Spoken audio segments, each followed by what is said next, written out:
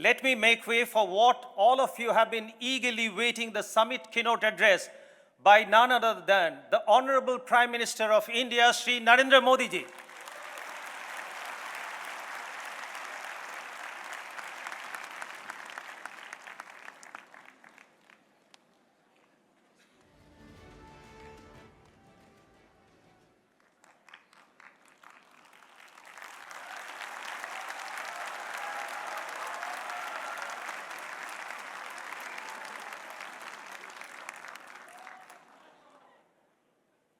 श्रीमान रामेश्वर गारू जी,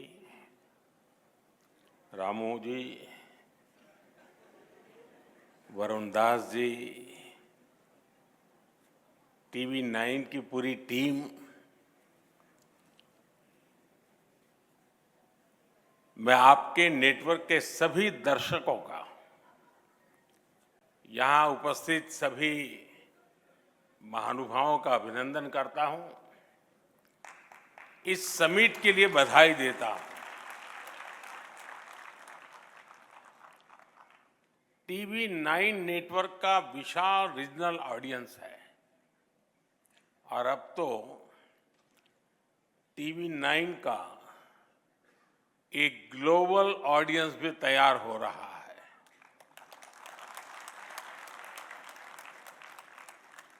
इस समिट में अनेक देशों से इंडियन डायस्पोरा के लोग विशेष तौर पर लाइव जुड़े हुए हैं। कई देशों के लोगों को मैं यहां से देख भी रहा हूं, वे लोग वहां से वेव कर रहे हैं। हो सकता है मैं सभी को शुभकामनाएं देता हूं। मैं यहां नीचे स्क्रीन पर हिंदुस्तान के अनेक शहरों में बैठे हुए सब दर्शकों को भी उतने ही उत्साह उमंग से देख रहा हूं। मेरी तरफ से उनका भी स्वागत है। साथियों, आज विश्व की दृष्टि भारत पर है, हमारे देश पर है।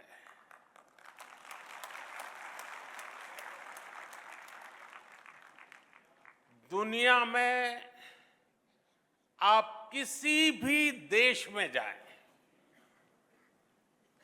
वहां के लोग भारत को लेकर एक नई जिज्ञासा से भरे हुए हैं। आखिर ऐसा क्या हुआ कि जो देश 70 साल में 11वें नंबर की इकोनॉमी बना, वो महज 7-8 साल में 5वें नंबर की इकोनॉमी बन गया।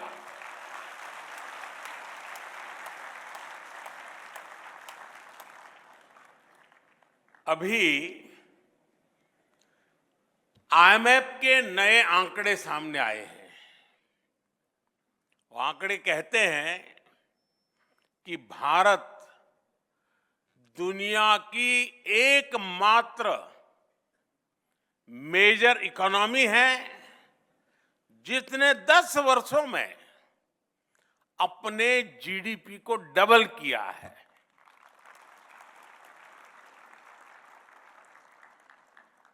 बीते दशक में भारत ने 2 लाख करोड़ डॉलर अपनी इकोनॉमी में जोड़े हैं।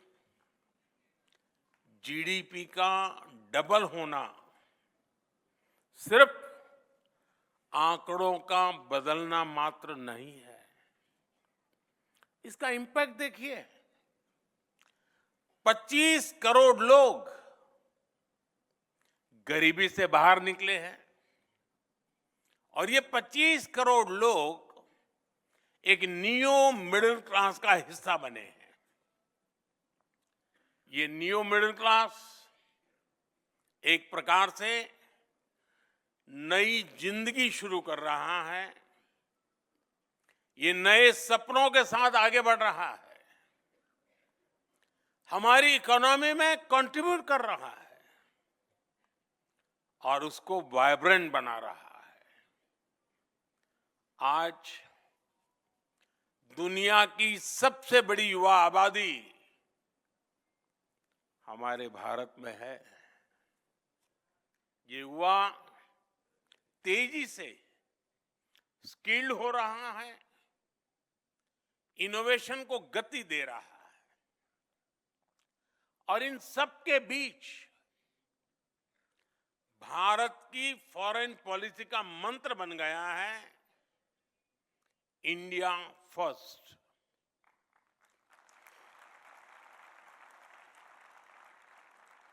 एक जमाने में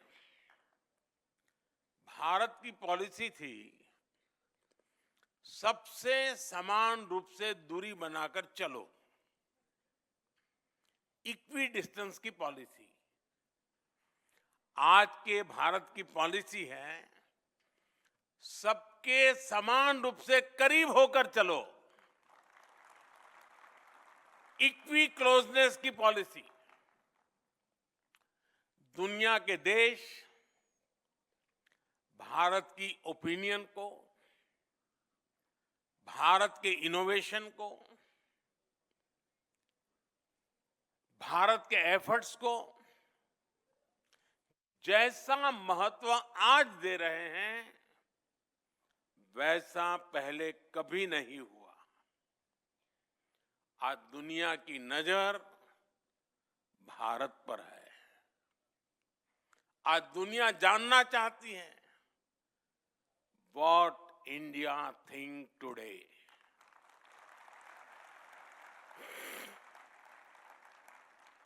साथियों, भारत आज वर्ल्ड ऑर्डर में सिर्फ पार्टिसिपेट ही नहीं कर रहा बल्कि फ्यूचर को शेप और सिक्योर करने में योगदान दे रहा है। दुनिया ने ये कोरोना काल में अच्छे से अनुभव किया है। दुनिया को लगता था कि हर भारतीय तक वैक्सीन पहुंचने में ही कई साल लग जाएंगे, लेकिन भारत ने हर आशंका को गलत साबित किया। हमने अपनी वैक्सीन बनाई, हमने अपने नागरिकों का तेजी से वैक्सीनेशन कराया और दुनिया के 150 से अधिक देशों तक दवाएं और वैक्सीन भी पहुंचाई। आज दुनिया, और जब दुनिया संकट में थी तब भारत की ये भावना दुनिया के कोने कोने तक पहुंची कि हमारे संस्कार क्या है, हमारा तौर तरीका क्या है। साथियों, अतीत में दुनिया ने देखा है कि दूसरे विश्व युद्ध के बाद जब भी कोई वैश्विक संगठन बना उसमें कुछ देशों की ही मोनोपोली रही। भारत ने मोनोपोली नहीं बल्कि मानवता को सर्वोपरि रखा। भारत ने 21वीं सदी के ग्लोबल इंस्टीट्यूशन के गठन का रास्ता बनाया और हमने ये ध्यान रखा कि सबकी भागीदारी हो, सबका योगदान हो। जैसे प्राकृतिक आपदाओं की चुनौती है, देश कोई भी हो, इन आपदाओं से इंफ्रास्ट्रक्चर को भारी नुकसान होता है। आज ही म्यांमार में जो भूकंप आया है, आप टीवी पर देखें तो बहुत बड़ी बड़ी इमारतें ध्वस्त हो रही है, ब्रिज टूट रहे हैं और इसलिए भारत ने coalition for disaster resilient infrastructure CDRI नाम से एक वैश्विक नया संगठन बनाने की पहल की। ये सिर्फ एक संगठन नहीं बल्कि दुनिया को प्राकृतिक आपदाओं के लिए तैयार करने का संकल्प है। भारत का प्रयास है प्राकृतिक आपदा से पुल, सड़कें, बिल्डिंग्स, पावर ग्रिड, ऐसा हर इंफ्रास्ट्रक्चर सुरक्षित रहे, सुरक्षित निर्माण हो। साथियों, भविष्य की चुनौतियों से निपटने के लिए हर देश का मिलकर काम करना बहुत जरूरी है। ऐसी एक चुनौती है हमारे एनर्जी रिसोर्सेज की। इसलिए पूरी दुनिया की चिंता करते हुए भारत ने इंटरनेशनल सोलर अलायंस ISA का समाधान दिया है, ताकि छोटे से छोटा देश भी सस्टेनेबल एनर्जी का लाभ उठा सके। इससे क्लाइमेट पर तो पॉजिटिव असर होगा ही, ये ग्लोबल साउथ के देशों की एनर्जी नीड्स को भी सिक्योर करेगा। और आप सबको ये जानकर गर्व होगा कि भारत के इस प्रयास के साथ आज दुनिया के 100 से अधिक देश जुड़ चुके हैं। साथियों, बीते कुछ समय से दुनिया ग्लोबल ट्रेड में असंतुलन और लॉजिस्टिक्स से जुड़ी चैलेंजेस का सामना कर रहा है। इन चुनौतियों से निपटने के लिए भी भारत ने दुनिया के साथ मिलकर नए प्रयास शुरू किए हैं। India middle east Europe economic corridor IMEC ऐसा ही एक महत्वाकांक्षी प्रोजेक्ट है। ये प्रोजेक्ट कॉमर्स और कनेक्टिविटी के माध्यम से एशिया, यूरोप और मिडिल ईस्ट को जोड़ेगा। इससे आर्थिक संभावनाएं तो बढ़ेगी ही, दुनिया को अल्टरनेटिव ट्रेड रूट्स भी मिलेंगे। इससे ग्लोबल सप्लाई चेन भी और मजबूत होगी। साथियों, ग्लोबल सिस्टम्स को अधिक पार्टिसिपेटिव, अधिक डेमोक्रेटिक बनाने के लिए भी भारत ने अनेक कदम उठाए हैं। और यहीं पर ही भारत मंडपम में G20 समिट हुई थी। उसमें अफ्रीकन यूनियन को G20 का परमानेंट मेंबर बनाया गया है। ये बहुत बड़ा ऐतिहासिक कदम है। इसकी मांग लंबे समय से हो रही थी, जो भारत की प्रेसिडेंसी में पूरी हुई। आज ग्लोबल डिसीजन मेकिंग इंस्टीट्यूशंस में भारत ग्लोबल साउथ के देशों की आवाज बन रहा है। इंटरनेशनल योगा डे, WHO का global centre for traditional medicine, artificial intelligence के लिए ग्लोबल फ्रेमवर्क, ऐसे कितने ही क्षेत्रों में भारत के प्रयासों ने नए वर्ल्ड ऑर्डर में अपनी मजबूत उपस्थिति दर्ज कराई है। और ये तो अभी शुरुआत है।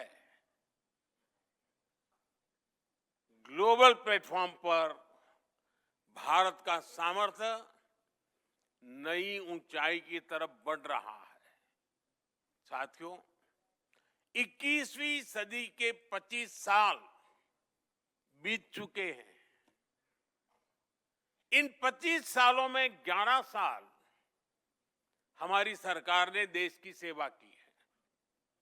और जब हम व्हाट इंडिया थिंक्स टुडे उससे जुड़ा सवाल उठाते हैं, तो हमें ये भी देखना होगा कि पास्ट में क्या सवाल थे, क्या जवाब थे। इससे टीवी 9 के विशाल दर्शक समूह को भी अंदाजा होगा कि कैसे हम आत्मनिर्भरता से आत्मनिर्भरता तक, एस्पिरेशन से अचीवमेंट तक, डिस्परेशन से डेवलपमेंट तक पहुंचे हैं। आप याद करिए, एक दशक पहले गांव में जब टॉयलेट का सवाल आता था तो माताओं बहनों के पास रात ढलने के बाद और भोर होने से पहले का ही जवाब होता था। आज उसी सवाल का जवाब स्वच्छ भारत मिशन से मिलता है। 2013 में जब कोई इलाज की बात करता था तो महंगे इलाज की चर्चा होती थी।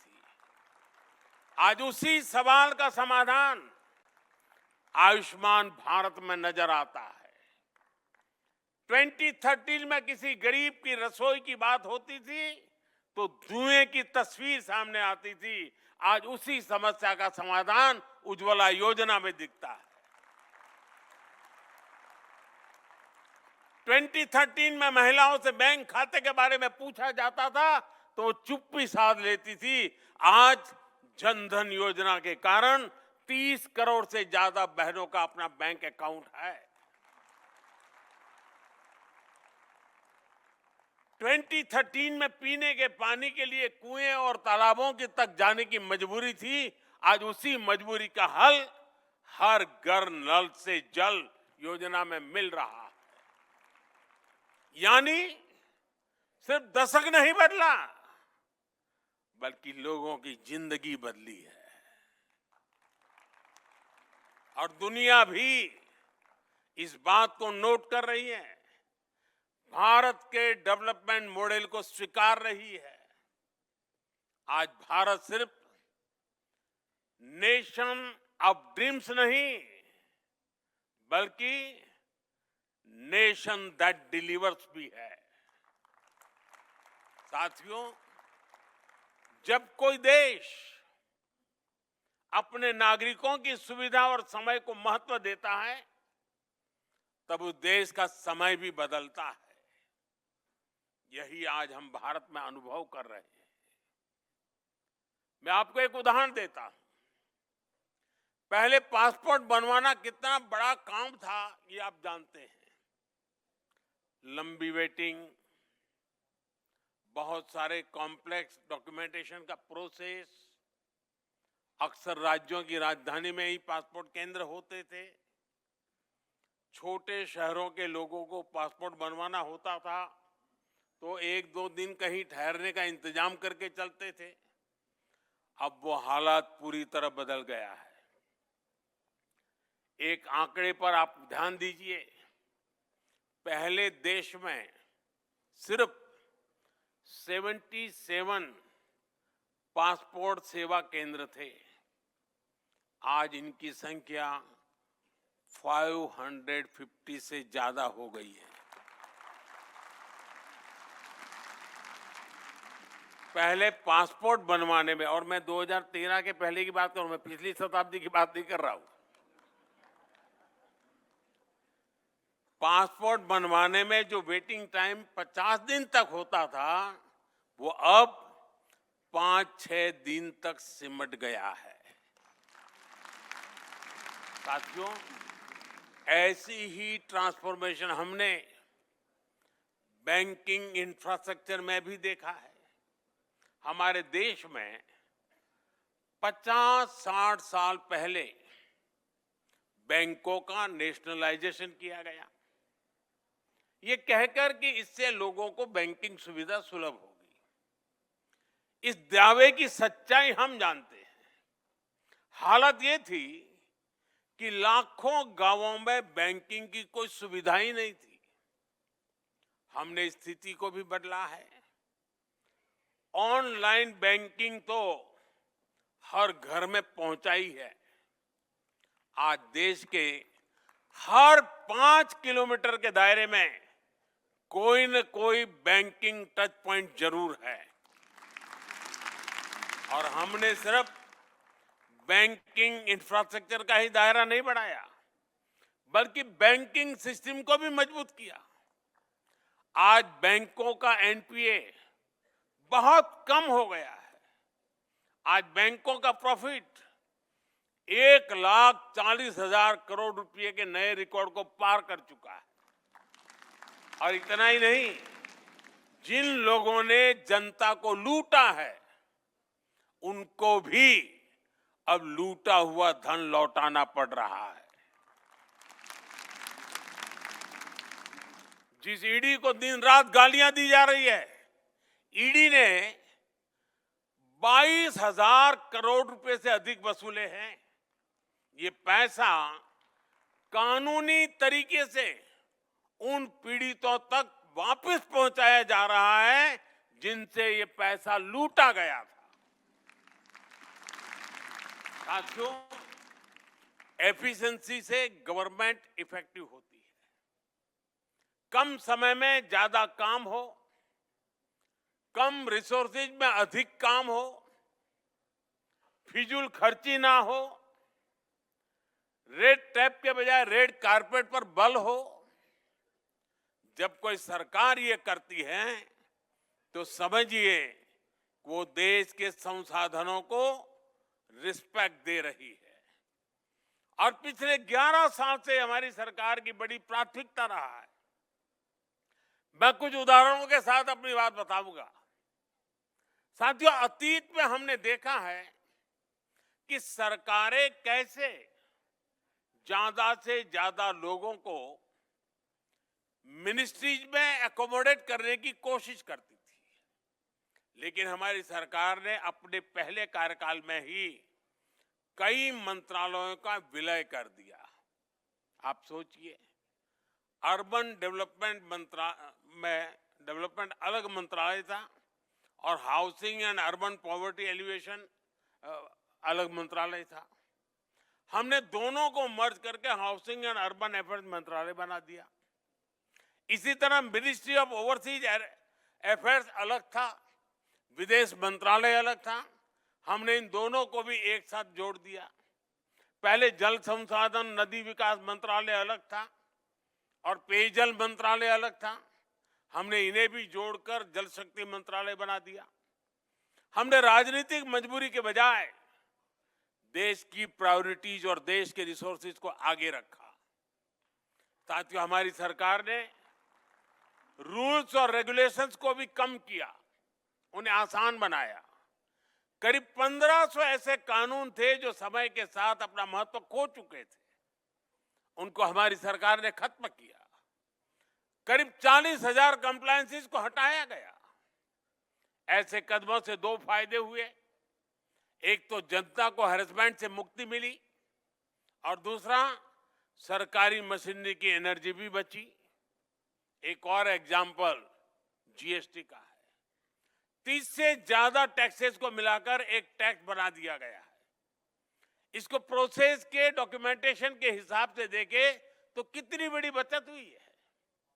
साथियों, सरकारी खरीद में पहले कितनी फिजूल खर्ची होती थी, कितना करप्शन होता था, ये मीडिया के आप लोग आए दिन रिपोर्ट करते थे। हमने जेम यानी government e market place platform बनाया।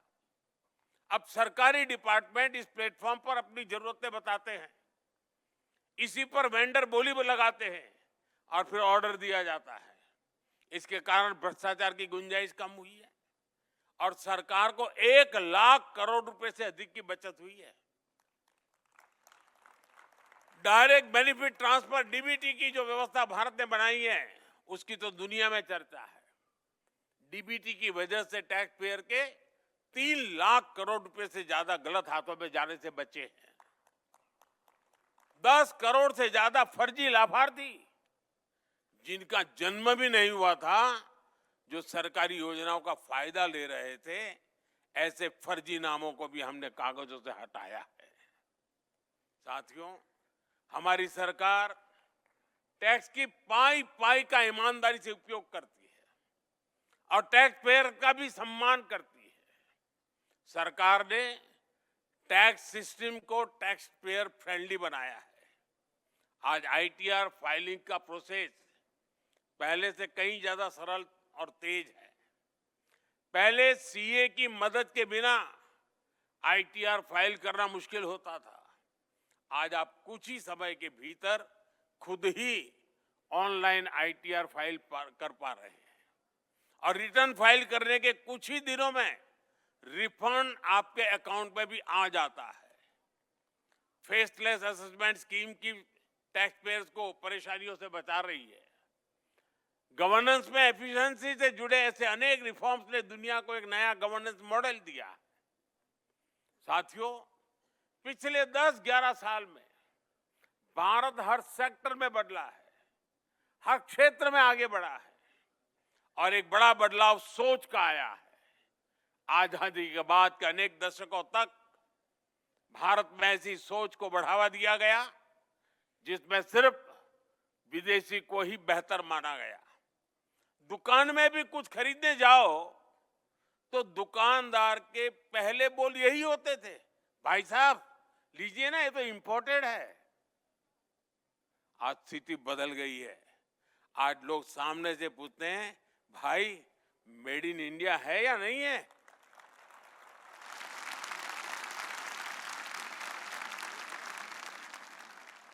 साथियों, आज हम भारत की मैन्युफैक्चरिंग एक्सेलेंसी का एक नया रूप देख रहे हैं। अभी 3-4 दिन पहले ही एक न्यूज आई है कि भारत ने अपनी पहली एमआरआई मशीन बना ली है। अब सोचिए, इतने दशकों तक हमारे यहां विदेशी एमआरआई मशीन ही नहीं थी।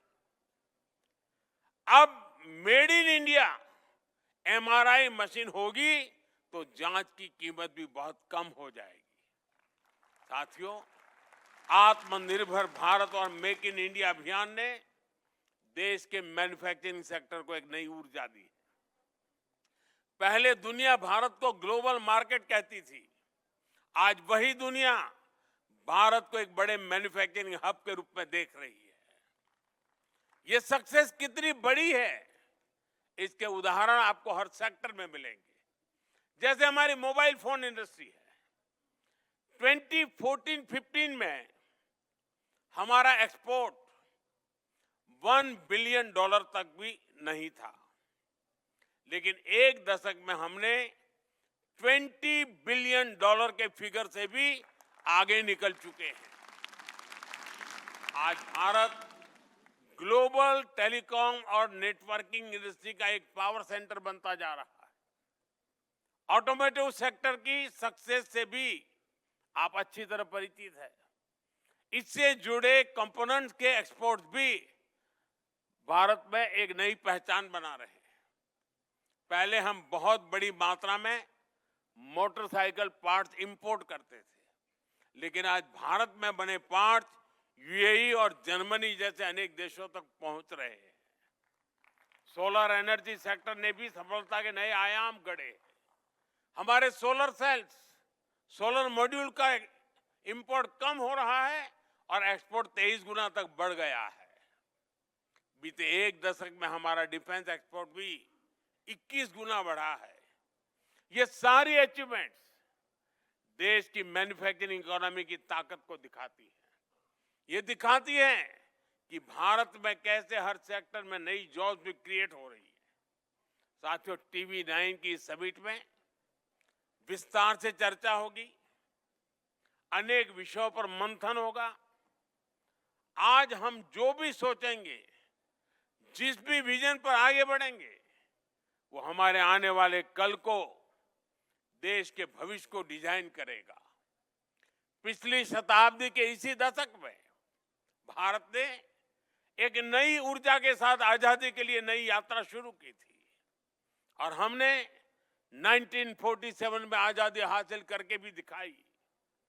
अब इस दशक में हम विकसित भारत के लक्ष्य के लिए चल रहे हैं और हमें 2047 तक विकसित भारत का सपना जरूर पूरा करना है।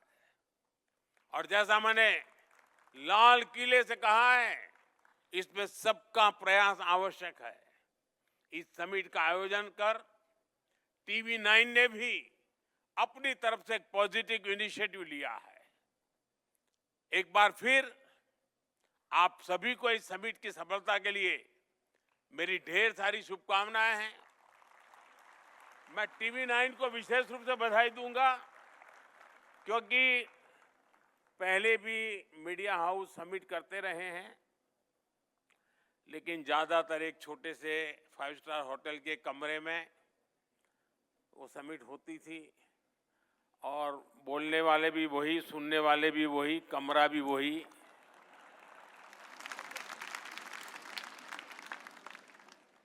टीवी 9 ने इस परंपरा को तोड़ा और ये जो मॉडल पेश किया है, 2 साल के भीतर भीतर देख लेना, सभी मीडिया हाउस को यही करना पड़ेगा।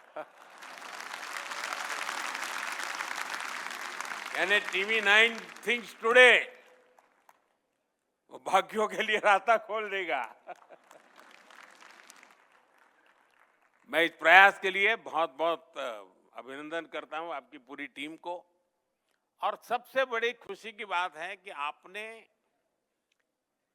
इस इवेंट को एक मीडिया हाउस की भलाई के लिए नहीं, देश की भलाई के लिए आपने उसकी रचना की। 50,000 से ज्यादा नौजवानों के साथ एक मिशन मोड में बातचीत करना, उनको जोड़ना, उनको मिशन से साथ जोड़ना, और उसमें से जो बच्चे सिलेक्ट होकर के आए उनकी आगे की ट्रेनिंग की चिंता करना, ये अपने आप में बहुत अद्भुत काम है। मैं आपको बहुत बधाई देता हूं। जिन नौजवानों से मुझे यहाँ फोटो निकलवाने का मौका मिला है, मुझे भी खुशी हुई कि देश के होनहार लोगों के साथ मैं अपनी फोटो निकलवा पाया।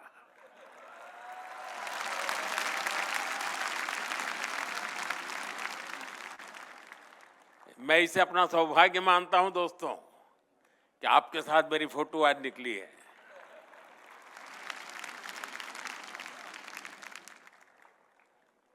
और मुझे पक्का विश्वास है कि सारी युवा पीढ़ी जो मुझे दिख रही है,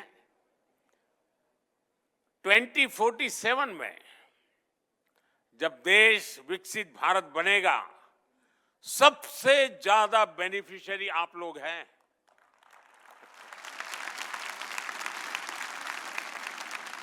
क्योंकि आप उम्र के उस पड़ाव पर होंगे जब भारत विकसित होगा, आपके लिए मौज ही मौज है।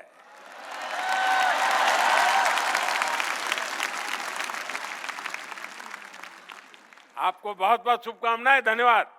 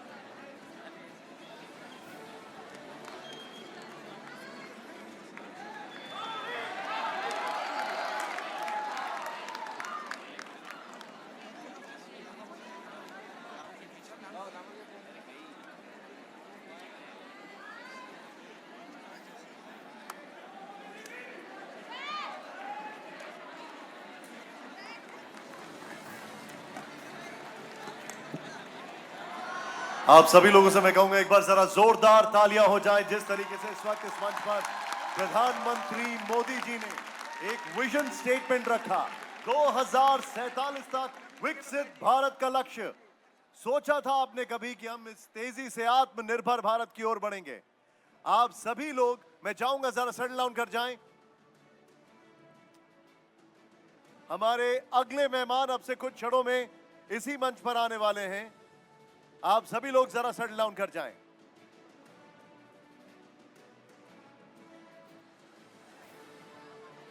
Let's hear a cheer also for all the children over here, and especially from the children in this corner. A huge round of applause. कैसा लगा आपको फोटो खिंचा करके?